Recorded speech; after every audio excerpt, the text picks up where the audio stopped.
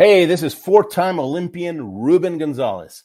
If you're wanting to learn how to embrace change and navigate through disruption as a leader, then listen to Leadership is Changing podcast with my friend Dennis Giannuzzo.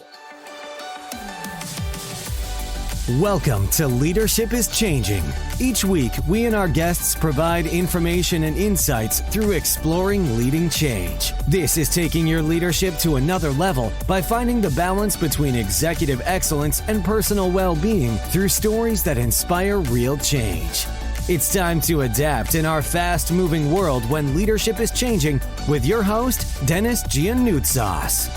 Hey, welcome to the show, Leadership is Changing. What we as leaders know to be true is that change is constant. Leaders everywhere confront similar obstacles because people are people, but everywhere you go, leaders are overwhelmed, disrupted, and under pressure. They run from email to email, meeting to meeting. Many leaders are not changing quick enough, which means they run the risk of becoming irrelevant and being left behind. Perhaps the show is taking our listeners' leadership to another level by finding their balance between executive excellence and personal well-being through stories that inspire real change. I believe we don't have enough effective leaders in the world today, and if we can get the leaders to step up and lead change, then they can inspire real change. Hey listeners, it's now time to adapt in our fast-moving world. Hey listeners, welcome to today's episode. Great to have you with us here, and I've got a wonderful guest with me. His name is Ruben Gonzalez. Now, why would anybody in his right mind want to jump on a sled and hurl himself down an icy mountain at over 80 miles per hour? Well, at the age of 21, Reuben took up the sport of luge and started training for the Olympics. 4 years and a few broken bones later, Reuben made his Olympic dream come true. But he didn't stop there. He kept training, and at the age of 47, he was racing against 20-year-olds at the Vancouver Winter Olympics. Reuben's the first person to ever compete in 4 Winter Olympics in 4 different decades. He's also he's got a best-selling book, The Courage to Succeed.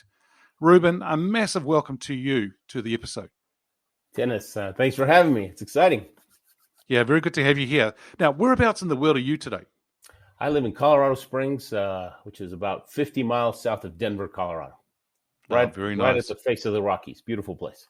Oh, awesome. That would be beautiful. Yeah. Yeah, we're up at 7,400 feet. And you come over to visit, you're going to be dizzy for a couple of days, but it's worth it. Oh, that's awesome. Now, 4 Olympic Games, that's huge. And congratulations on doing that. That's wonderful. Now, your background, I've covered off a little bit for our listeners here. But the thing is, for you, what I really want to know is, what was it like for you as an older Olympic athlete competing against the younger ones in the Vancouver Winter Olympics? Even before that, at the Salt Lake City Olympics, 2002, I was 39, and I felt like a dad that was visiting his kids in college because everybody was in their 20s. And everybody was asking me if I was a coach. What are you coaching? And I thought, no, I'm an athlete. And they wouldn't believe me. And so by Vancouver, I was 47, and they were asking if I was coach's dad. But I felt happy to be there. I mean, blessed and happy to be there. Yeah, that's good. And you've got a book out there called The Courage to Succeed. Tell us a little bit about that book. I believe that no matter what your goal is, you have to have 2 types of courage to achieve it. You have to have the courage to get started. And everything's tough in the beginning because you don't have any skills. So you have to stay in the game long enough. You have to have the courage to endure. And the courage to get started comes from believing it's possible. If you believe something's possible, hey, I'll give it a shot. Courage to not quit, to endure, comes from your desire. If you want it badly enough, ain't nothing going to make you quit. And so I had the desire for a long time, but it wasn't until I was inspired and got the belief that I was ready to take action. Mm-hmm. Yeah, and that's really important. I mean, for a lot of us, and if you think about our listeners here as well, that for them to get underway in leadership or do something or even make a decision on a project, an initiative and things like that, it's having the courage to get started. But there's also the courage to endure and keep going and not quit. Because I tell you something else as well here, Reuben, is that, for a lot of people in the podcast industry, they tend to get up to episode 7 or 10 and quit. and whereby, actually making sure that to get underway and having that courage to start it, but then to keep going is very, very important. And you can apply that to anything in life, like you just talked about, right? Yeah, and I've told my kids a million times, everything's hard in the beginning. Everything's hard in the beginning.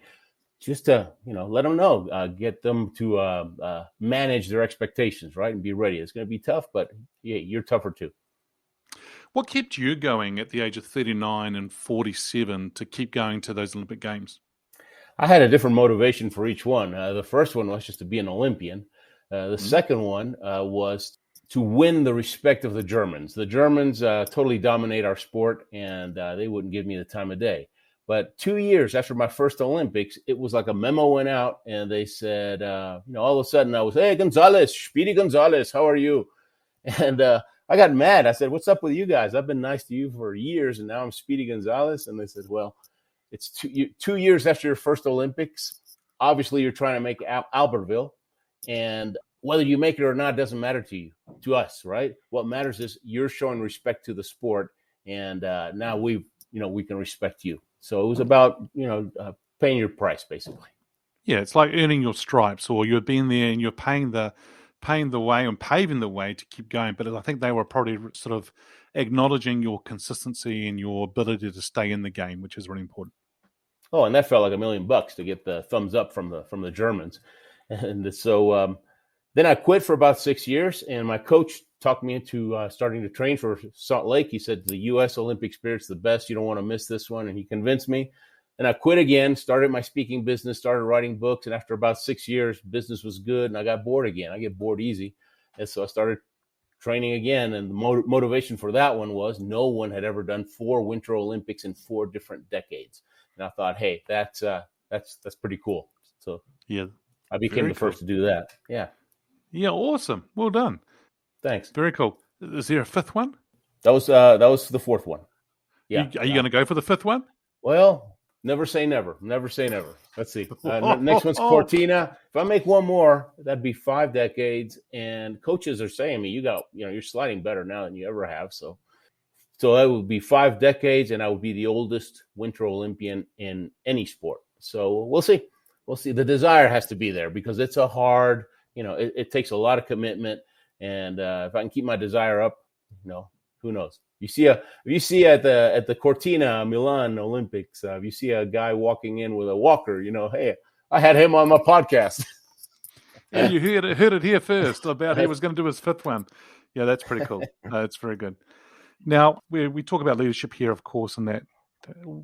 How did you get into leadership? I know you've done a TEDx on leadership and things like that. How did you get into it? I lived in Houston, Texas most of my life. I was born in Argentina. I've got a lot of heart, but no body, slowpoke. So I was always the last kid picked for sports. When I was 10, I saw the Olympics for the first time, and I was hooked. I knew that's what I wanted to be. What drew me to them wasn't their athleticism. It was their spirit, because right away I realized this is a group of people that are willing to, fight for their goals and dreams for years, no guarantees of success, and finally make it. So I just wanted to be like them. But I didn't believe it was possible because I'm not getting picked for anything.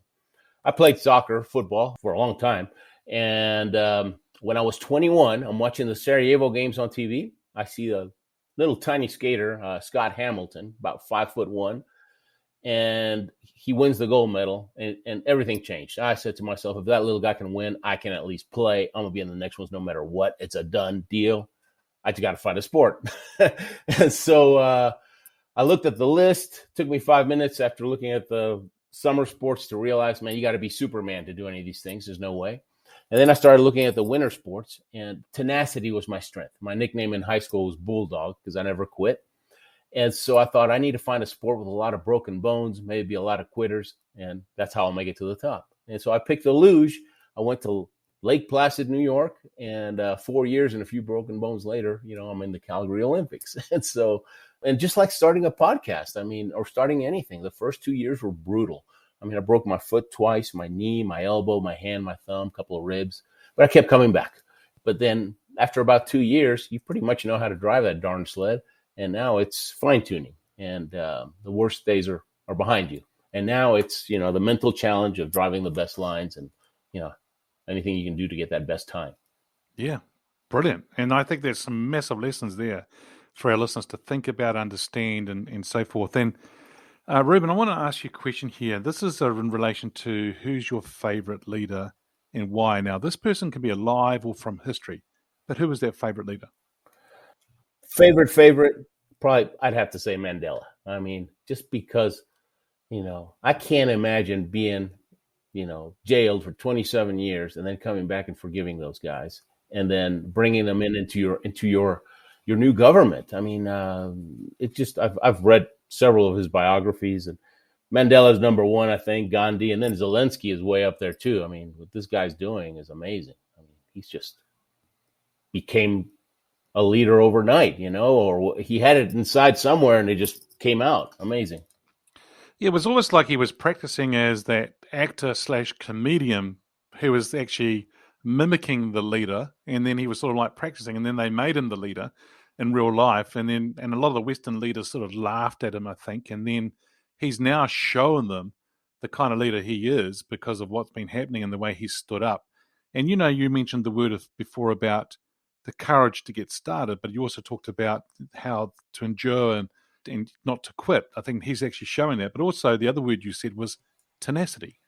And I think he's showing that in spades. Would you agree? Oh, absolutely. Absolutely. He's standing. I loved it when they thought that he had run away. He says, "No, I'm here. I'm staying," and somebody offered him a flight out, and he said, "No, I don't want a flight out. I just want help to fight this thing." What a tough guy. I love it. Yeah, it's good. Yeah. Now, if you were to have the opportunity to sit down with Zelensky and for a coffee, or Mandela on a park bench somewhere, what would be one question you might ask them? Obviously, you had that inside you.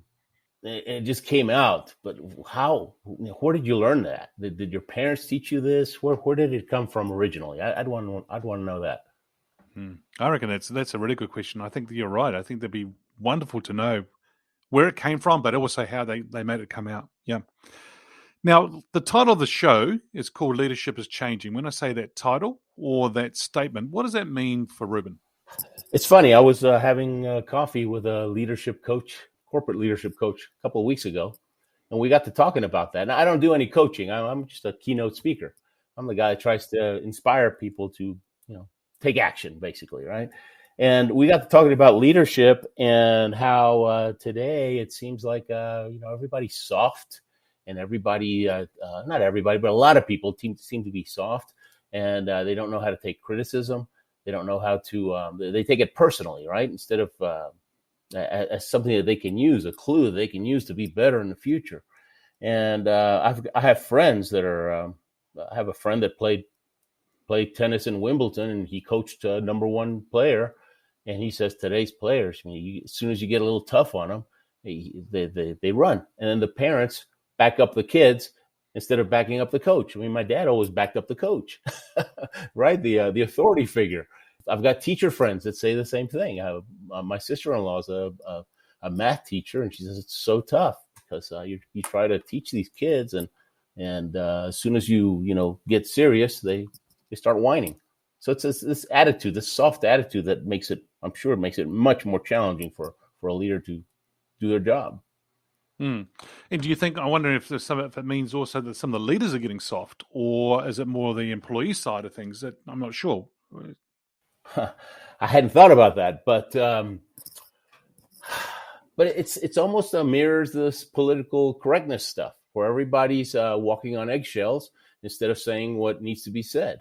And so it's a sad, state of affairs, really. I'm not sure I know what the answer is. In fact, my first coaches were my second coach. He was a 3-time world champion and a 4-time Olympian. And this guy was tough as nails. He was like General Patton. But we followed him because, he'd been through the minefield, right? My dad always said the best way to cross a minefield is follow somebody in their footsteps, right? Somebody that's crossed it already. And he was tough. And then I had another coach later. He was an American. He had a different personality. He was more of a field person, but he could get in my head better than the tough coach. And I was able to develop more as an athlete from this coach that understood how the mind works. He could get in your head than a coach who knew the technique, but maybe he was a great athlete, but not as good a coach, right? And when I say coach, you just think, or if you're listening out there, just replace it with leader, right? Or coach, boss, leader, mentor. It's the same thing. Yeah, I think you're right. I think it's amazing. So how can we get into people's? And I'm not saying that you need to be a mind reader. I'm not saying that you have to go and manipulate people. We're not saying that at all. What we're saying here is that we are actually working with people to get the best out of people by understanding what makes them tick. And I think the people that would have worked with you, Ruben, was to understand what made you tick for you to be the best athlete that you could be. Yeah. My kids did judo at the Olympic Training Center for about 7 years, and they trained under the U.S. coach, and this was the first American to win a medal at the Olympics in the sport of judo. And this guy is another guy that's very tough as nails, right? But he has a soft side too, but he's tough underneath. And when we first went, our daughter was 10 and our son was 6. And he said, we're going to have to manage your son's expectations because girls, they mature faster, and she's already 4 years older. She's going to do better. I said, Coach, whatever you say, we'll do.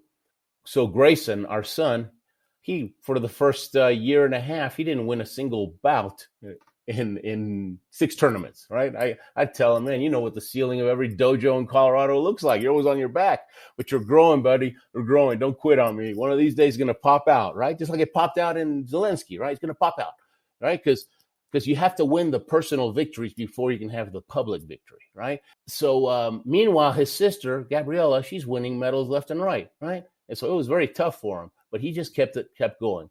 Before the 7th tournament, coach says, I think, keep an eye on him. I think he's going to do well this time. So he wins. He brings his medal. He's all, so excited. And I told him, yeah, the medal is nice. But what I'm proud of? I'm proud you didn't quit when 99% of the people would have quit. That's what shows you're a champion, right? You take that attitude anywhere in life, you're going to be a champ in whatever you want to do. And so here you have another coach that's tough, right? But he has a soft side. He knew how to talk to the kids. He knew how to make it fun. But at the same time, I'd seen him kick out national level guys from his team because they were cussing at the dojo. He wouldn't put up with that, right? So he set standards. He wasn't soft.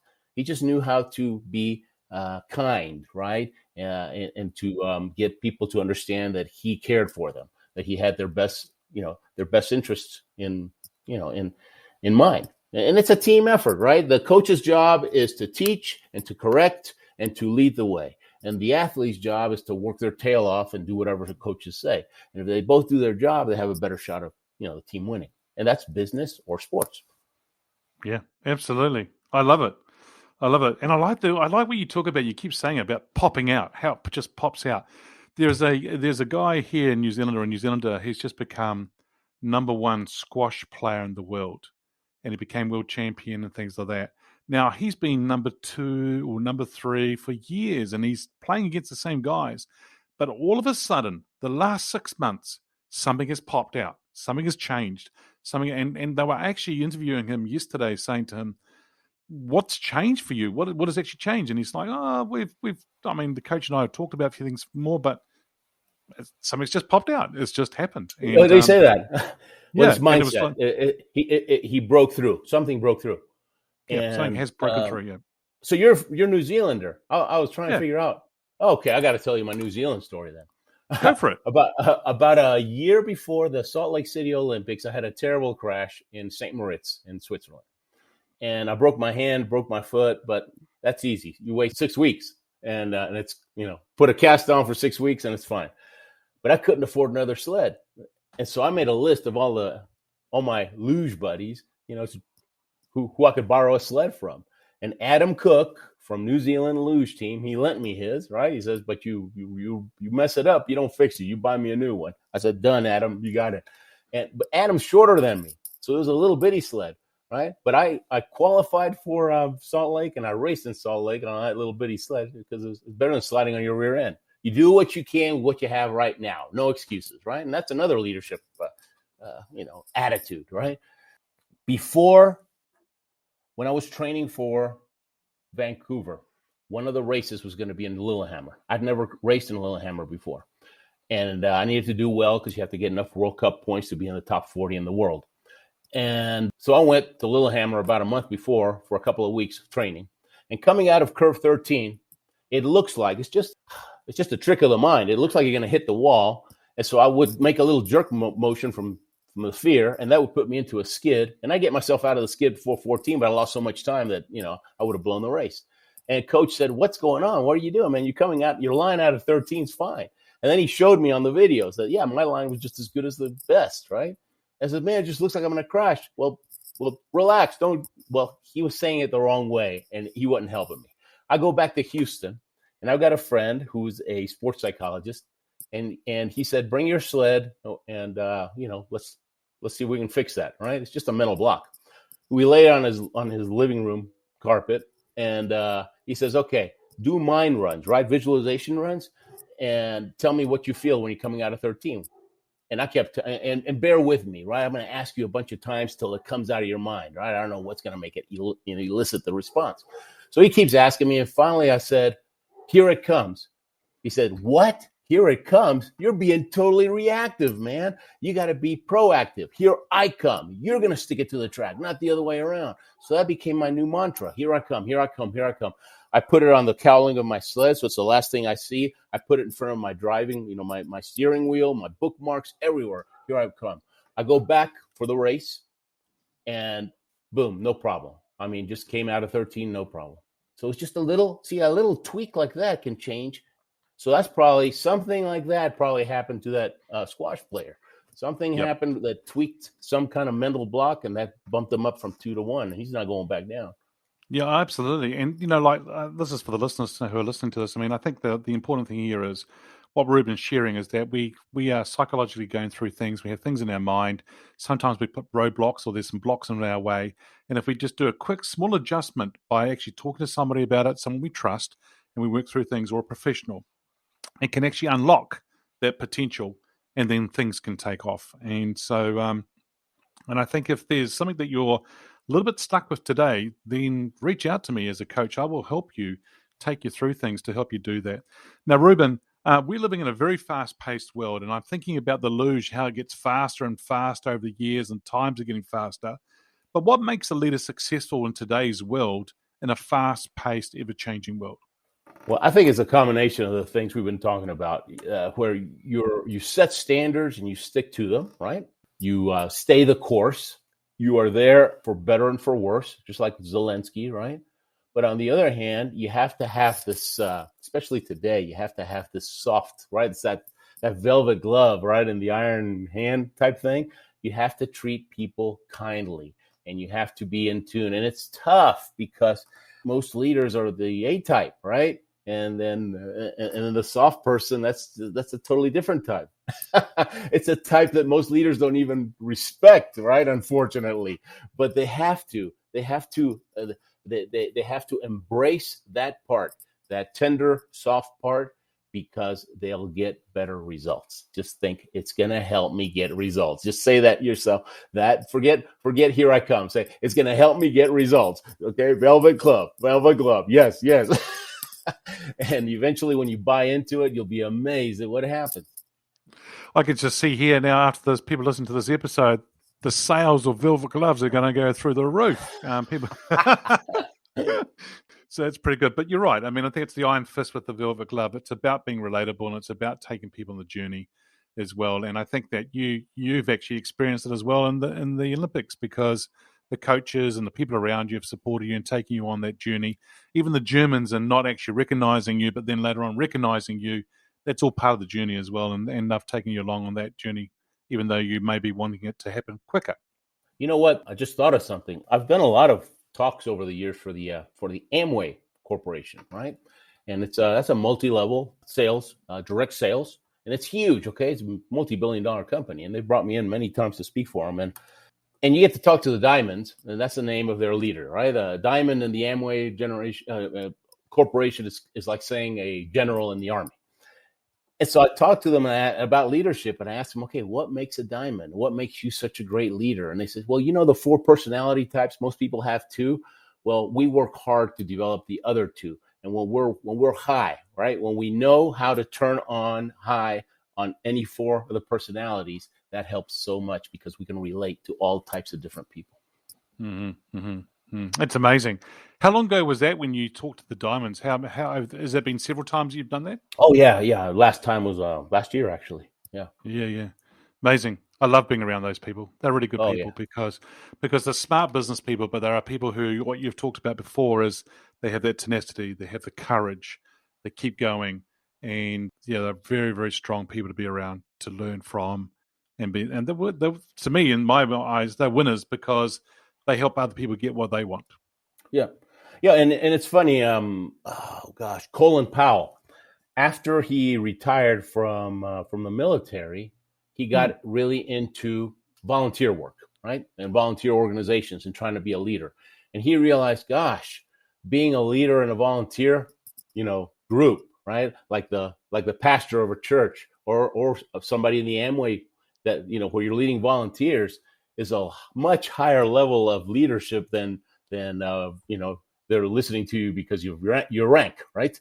And so he was humbled a little bit, and he had to relearn parts of leadership to fine tune to be able to work in that arena. Yeah, and Ruben, the way I look at that is that you're so right what you're saying, because I think it takes more influence to do that, because they're not being employed by you, they're not being paid by you, they're a volunteer, as you said, and it's harder. It's that's where real leadership comes out, to actually move people along, which is interesting. Now, you and I have been talking about leadership through the lens of a leader.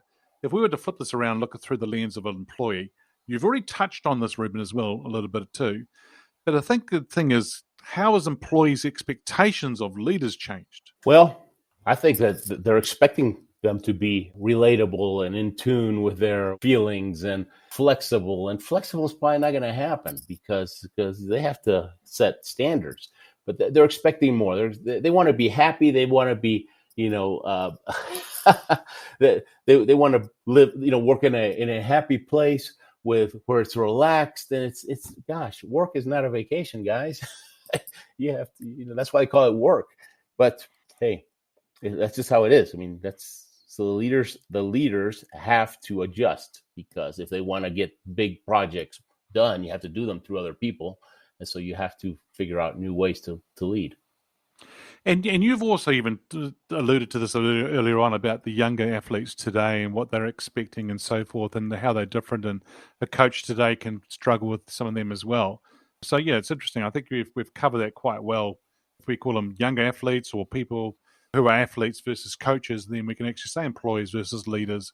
It's actually quite interesting to see how it works. And I think you've shared some really good things before about that too. When I played soccer, I played soccer when I was a little kid. And I remember when we came home from a game, my dad would be asking me questions and trying to get me to think about the game. And he would, give me a little bit of coaching too. Well, what if you had done this? What if you had done that? Right. And we were analyzing it, because you want to, you always, as an athlete and in business too, you want to celebrate your victories and analyze your defeats. So on the way home, we were analyzing. And today, it's no, they're not analyzing. Today, it seems like they're just making excuses. And whenever you make an excuse, you lose all your power. You automatically became the victim, and that's not a good place. Whenever I'm talking to somebody and make an excuse, I lose respect. I don't even want to be around them anymore. And that's how these coach friends of mine feel. You get these whiny kids that But when you find a good one, boy, it's sweet. It's like finding a diamond in the rough. You're right. Totally right. I mean, I remember when I was a kid playing rugby, right? So rugby is what we call rugby union. And my brother and I would be playing, and my brother would pick up the ball and he'd get so angry. He would run right through the other team and score a try. That's what Harry's like. I was like, wow. And then I would come home with not even a speck of dirt on my uniform. And sort of they look at me, and mum and dad would talk about things and that, and dad's like, and mum's like, So I caught it on, and so they could always tell how well I played, and so much by the amount of mud I had on my uniforms and on my sports. And it's really quite interesting to see what happened. And I mean, the more I sort of cottoned onto that and got more involved, the more I enjoyed the game, which was interesting. Yeah. Our coach in college, our coach used to, right before the game, he used to make us roll around a little bit and get dirty. So So that's out of the way. Now you can play. Okay. Don't worry about Yeah. that uniform. Yeah, exactly. Yeah, exactly. All right. So the last question I've got for you, Ruben, is if I get you to get your crystal ball out here and think about the future, where do you see leadership being in 5 years? I think it's going to continue going in the same direction. I mean, when I see the news and when I see the way the governments are, at least here in the States, are interpreting what's actually going on out there, right? Which makes absolutely no sense, right? And male guys, deciding they feel like a woman so they can win the swim competition, right? Or New Zealander was the weightlifter too, right? The same thing. Oh my gosh. I mean, I think shame on the NCAA, who's the governing power over the collegiate sports here, and shame on the news, right, for making that person sound like a trendsetter. And so it's funny. So you have to adjust. It's only going to get worse, right? People are just going to get weaker. So the leaders have to understand that we're going to have to deal with that. So we better get good at it. And whoever adjusts first, whenever there's change, that's an opportunity. Whoever adjusts first is going to win, right? So Right. if you're listening to this is an opportunity. Don't complain about it. Just deal with it. And then 5 years from now, all the leaders that didn't deal with it will start calling you lucky. Exactly. Yeah, exactly. And I think you're so right. I mean, they will call people lucky. And it's a bit like also with an athlete who's going for the Olympic Games. I don't know how many times you may have been called lucky, but I think the thing is the luck is preparation, meeting opportunity. That's luck. That's it. Yeah. So when we were getting ready for Vancouver, the track in Vancouver was 20 miles an hour faster than it was supposed to be. Right? They said, by the way, the engineers messed up. So the second fastest track was the one in Park City, Utah, by Salt Lake City. So on December 31st, they announced the 40 guys that were going, and I was 42. I didn't qualify. But I thought, hey, you never know. Somebody gets hurt, breaks a leg.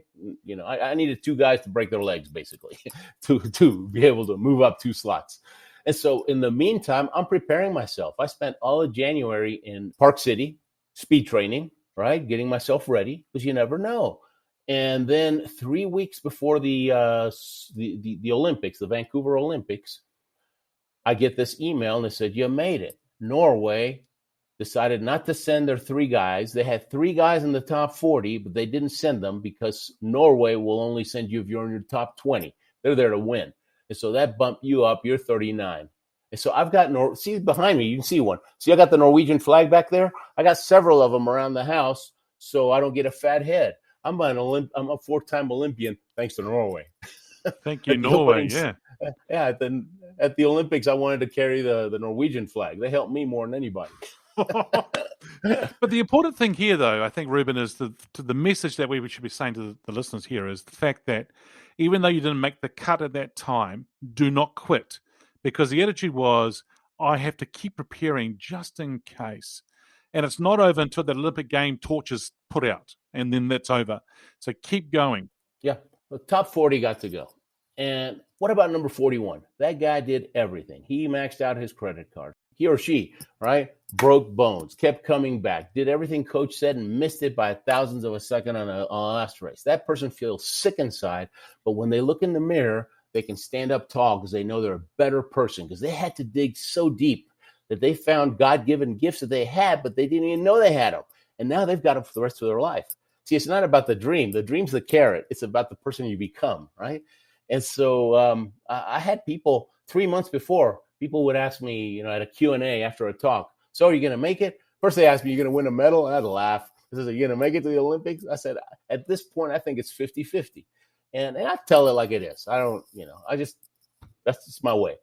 And they didn't like that answer. And I says, how 50-50? Come on. With that attitude, you should be able to do it on 100%. I said, no, I can only control what I do. I can't control what the other guy does.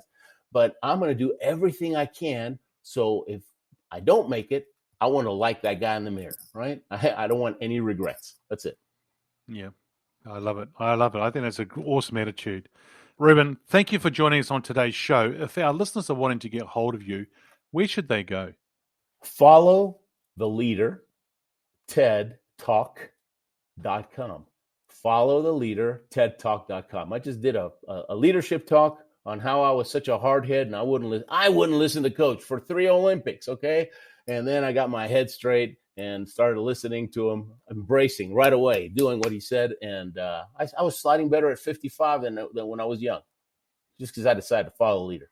So you can watch the talk there, and that's my website too. Follow the Leader TED Talk. Awesome. There you go, listeners.